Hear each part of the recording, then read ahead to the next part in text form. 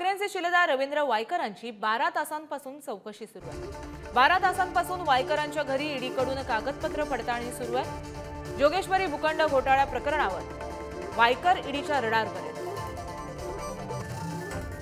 ठाकरेंचे शिलेदार रवींद्र वायकरांची 12 तासापासून चौकशी सुरू आहे। तर याबाबत अधिक माहिती जाणून घ्या आमचे प्रतिनिधी धनंजय यांच्याकडून। धनंजय, रवींद्र वायकरांची गेल्या 12 तासांपासून चौकशी सुरू आहे। चौकशीबाबत काही महत्त्वाचे तपशील किंवा मुद्दे हाती आलेत का?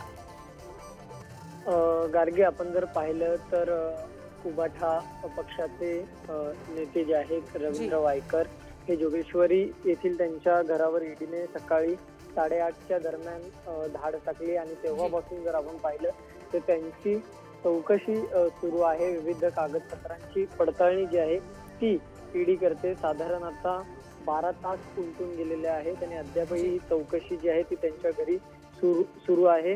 विविध ईडीचे अधिकारी जे आहेत ते 10 ते 12 अधिकारी आहेत आणि विविध कागदपत्रांची झाडाझडती सध्या घेतली जात आहे। त्याचबरोबर जर पाहिलं तर वायकरांशी संबंधित आणखी 60 ठिकाणी ईडीची छापेमारी या सगळ्या प्रकरणात सुरू आहे।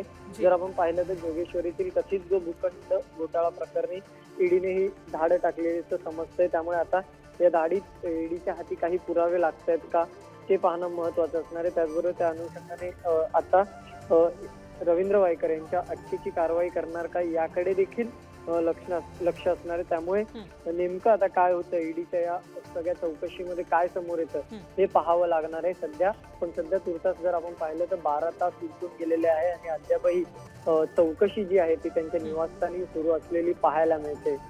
गार्गी, नक्कीच धनंजय, या चौकशीकडे आपलं लक्ष असेल आणि अधिक अपडेट तुमच्याकडनं घेत राहू। तुर्तास धन्यवाद तुम्ही दिलेल्या माहितीसाठी।